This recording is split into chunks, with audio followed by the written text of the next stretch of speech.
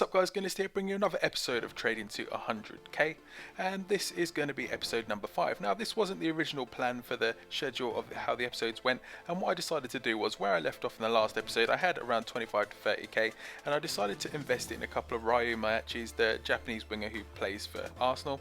He's silver and he's got 94 pace. You can see a couple of them there sitting in the trade pile, and what I want to do is I want to make a separate trading account and then continue the trade separately over there, because my main account, the account I'm using now, I play games on, I do all kinds of things, do reviews on, etc.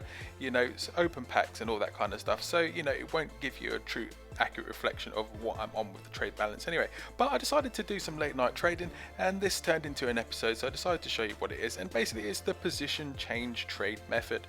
So what I decided to do is that Fellaini is by default a centre mid. So when you search on him, you know, you're inundated with centre mid cards, and he has a certain price. So as you can see there, I picked one up for 16k, picked one up for 13k, and picked one up for 12k.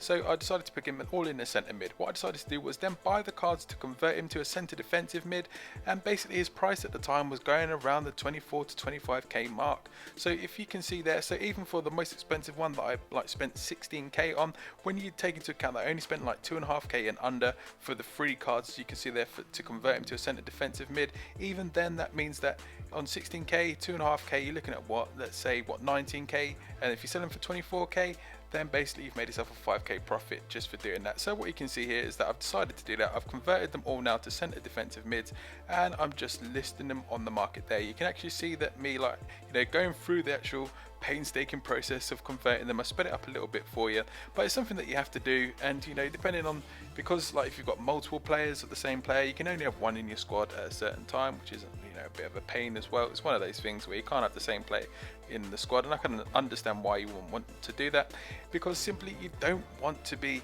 you know, having like 10 of the same player in the same team. It just would make the game a joke. So that's why they decided to do that for you. But yeah, I decided to convert them over and then decide to list them on the market as well.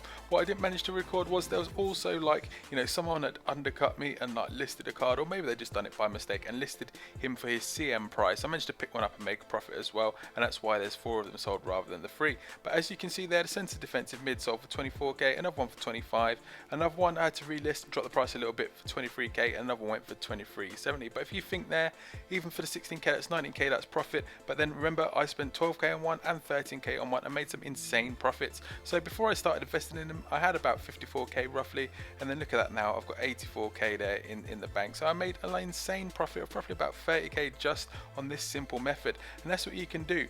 Like, you know, look to change players so they're not in the same position as their default, and if they're desirable, and you know, Fellaini is desirable as a centre defensive mid due to his attributes in the game. You know, he's an absolute tank. You know, he's got strength, he's got heading, he's tall. You know, it's exactly what you want, like, you know, for him to do. So that's it. You know, that's how you can make your profits. Just another little tip for you to get trading. This will be amazing, you know, once everyone's got the game, all the newbies are starting playing it. You know, there's so many deals to be had. But that's it guys. If you like this video, leave a like below, comment, subscribe, and thanks for watching.